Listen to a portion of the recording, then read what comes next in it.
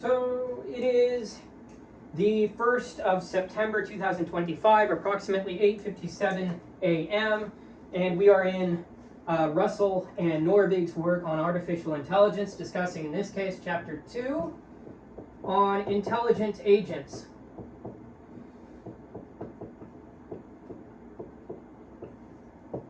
So, how do we define an agent? Well, he's on the other side of this screen, looking in and seeing what you're doing with the FBI.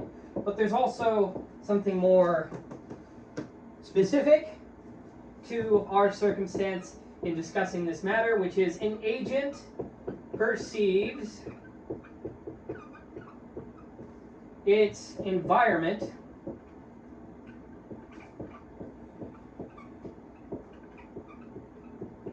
through sensors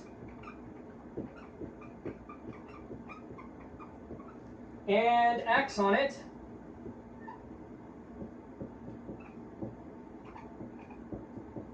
through actuators.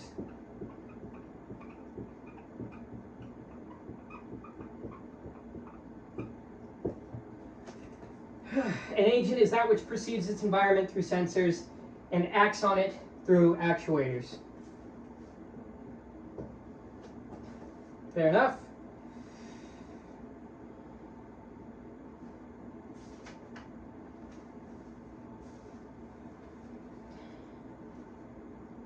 So there's this thing called the P's framework, right? So P's.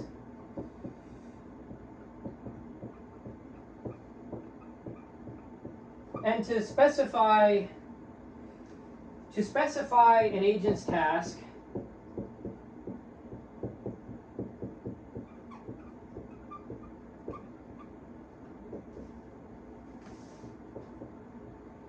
we define 4 things.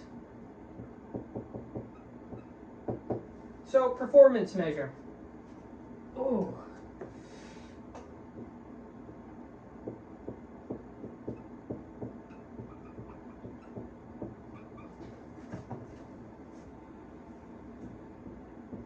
Which is to say, how we score it.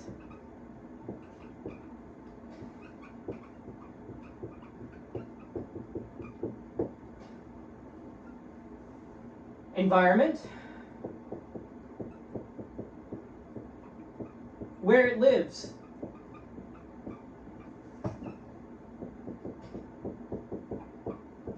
actuators,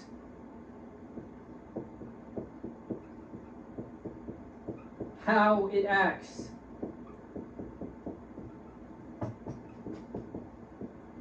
sensors, how it perceives,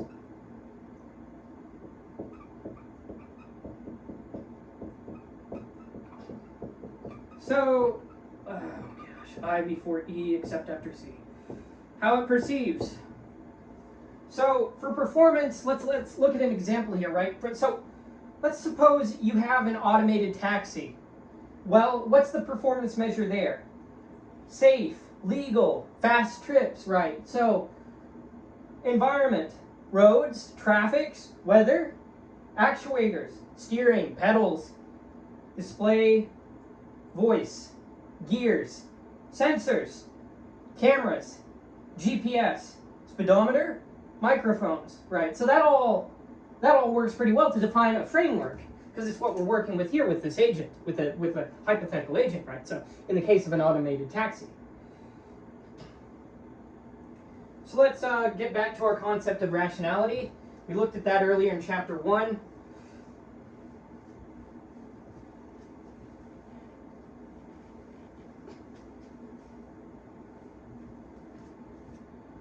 So,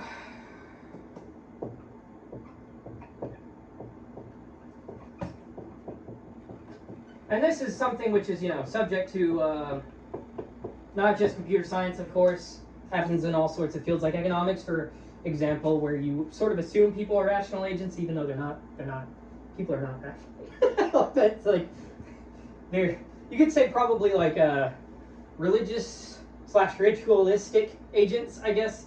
But even that is kind of, I mean, That's probably the closest thing you'll get to defining human nature, is like from a Jungian perspective, I guess, because if you break it down into materialistic sense. But I'm getting ahead of myself. But let's just say a rational agent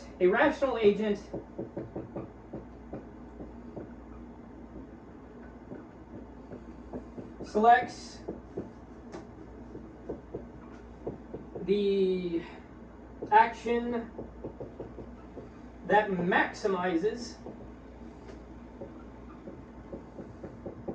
Remember, we had defined rationality as like right think, right? Which I think is kind of Orwellian, but it's just the way we're defining it in this context. So a rational agent selects the action that maximizes expected performance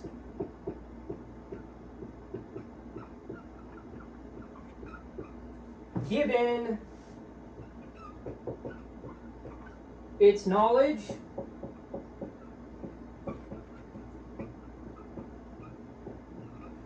and precepts to date. Percepts? Yeah, percepts to date. So what it's perceived. Note, rational doesn't equal perfect. You know, sometimes the perfect is the enemy of the good, right? So it's like, well, in this context, rational, well, is it fair to say that in any context, rational doesn't equal perfect? Because, like, I mean, just because you can perceive things in a matter of steps that leads to one conclusion, it doesn't mean that that whole process is a perfect process. Because, I mean, you could just go from point A to point B. I mean, if you were, like, an angelic being, let's say. But let's put that aside and discuss that it simply means best possible under the circumstances. Good.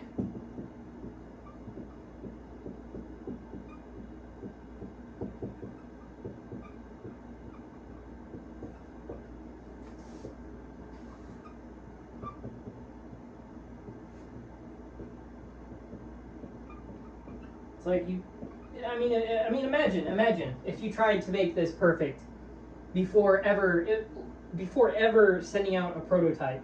You would be stuck in one place forever, and you'd be the archetype of the scientist which only completes half of his works, you know. So it's like, what's that from? There's a show where there's this scientist. There's this kids show where there's this scientist that only completes half of his works each and every single time. I can't remember what it's from, but that's a good show. It stuck out in my memory.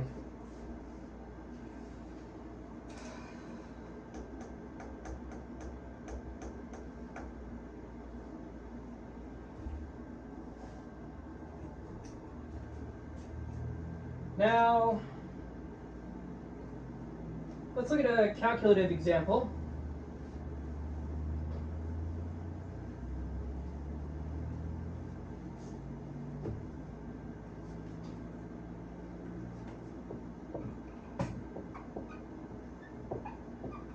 Vacuum world. So, you have a setup.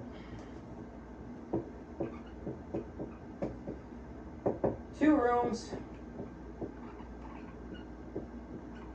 These being A and B. So each can be clean or dirty.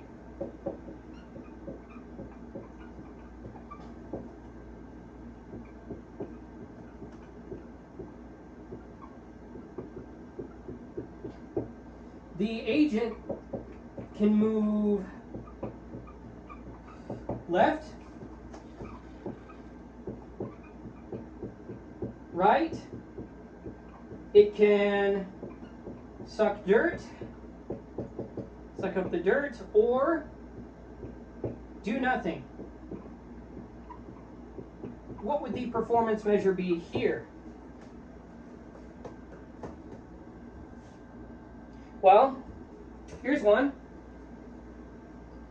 Here's an idea, right? You can use several different types, right? But let's just define one here. Say you have +1 for each clean square.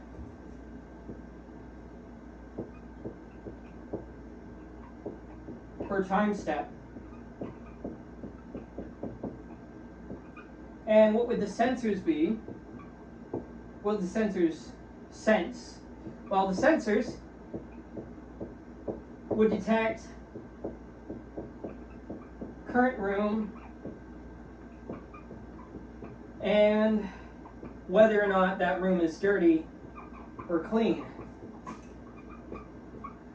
Right. You just said whether dirty and oh goodness. And actuators. Let's go ahead and take out this block here for that. Actuators move left or right, right? Or suck up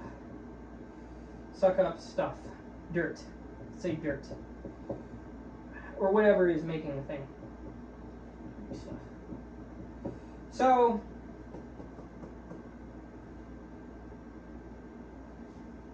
we can then have a table of perception to action.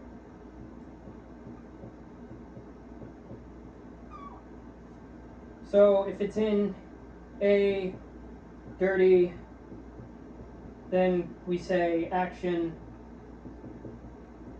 suck, right? And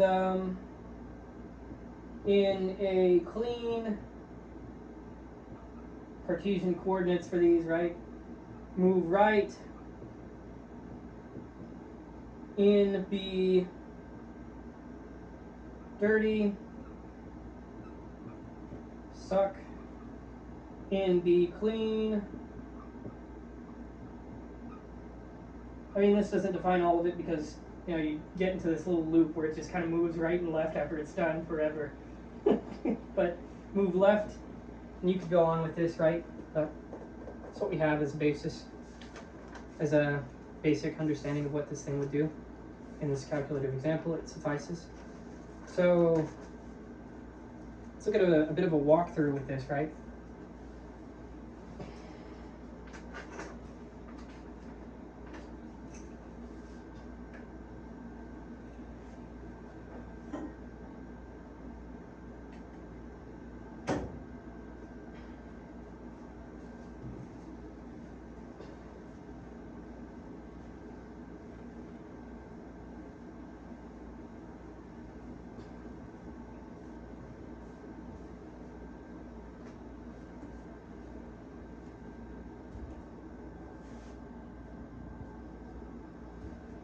So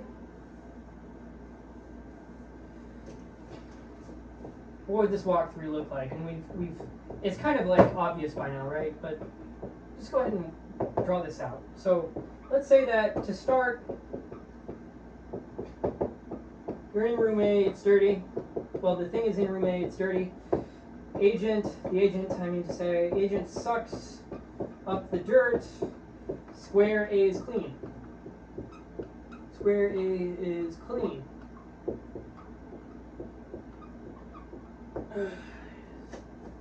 Clean, not Dean, clean. So now we have that A is clean. The agent moves right, goes to square B.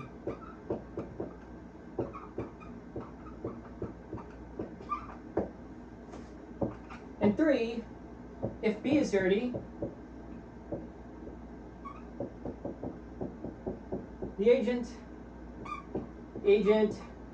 sucks up the dirt, or both clean, success.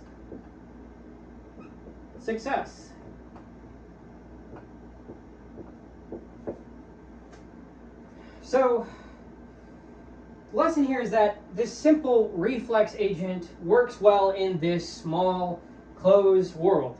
But if dirt reappears or rooms are unknown, like I mentioned earlier, it may just live forever. Stronger agents, model-based or learning, perform better. They can take more of a larger system into account and not be stuck within an endless, hellish Sisyphean cycle, right? So it's pretty good.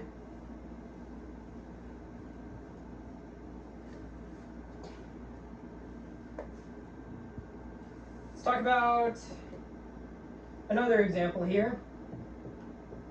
Pitfall example.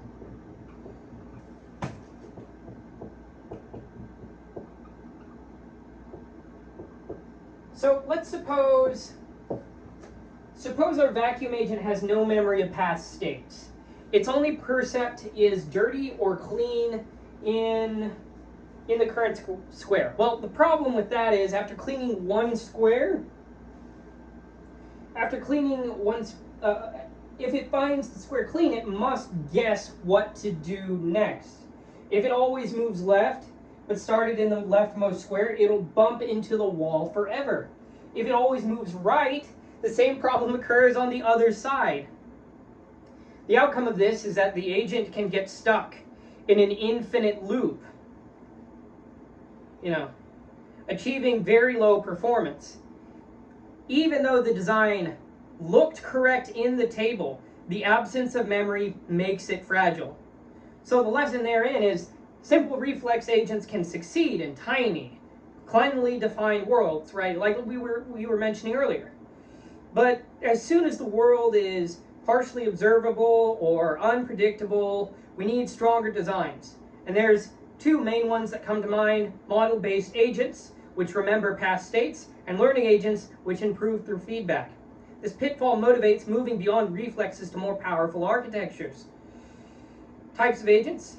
We've got, so let's discuss these types of agents more explicitly.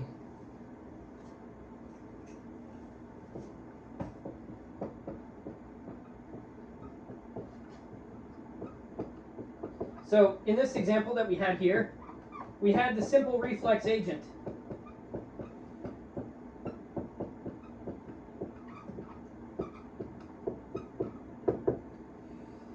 Act only on precept, only on current precept.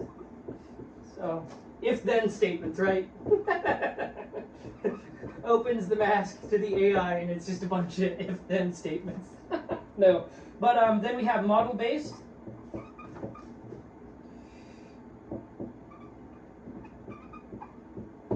Which maintain memory. Oops, let's kind of do this little thing, right? Maintain memory of unseen world parts. 3, goal-based.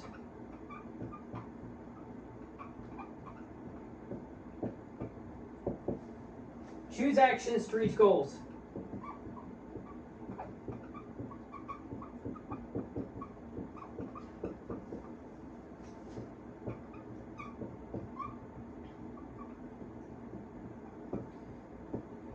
Four, utility-based. Basically, just a utilitarian.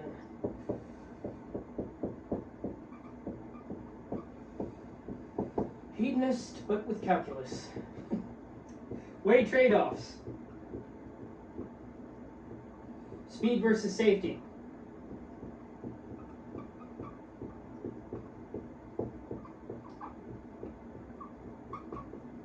Learning agents.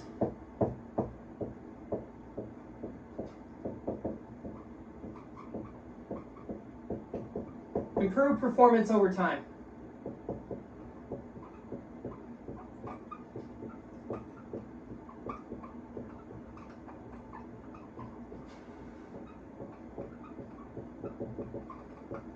you know, we haven't really gotten to any pseudocode whatsoever yet, and that's kind of par for the course because, well, we're just in chapter 2 after all. But that leaves me with, we'll get into it. But for now, let's just go on to the concluding remarks of this and say that in the steps of agent design, we use the P's framework to specify the environment more clearly. We define rationality using performance measures. We choose agent architecture, reflex, model-based, goal, utility, learning, etc. Well, this and we find that this gives us a rigorous but approachable way to formalize intelligence.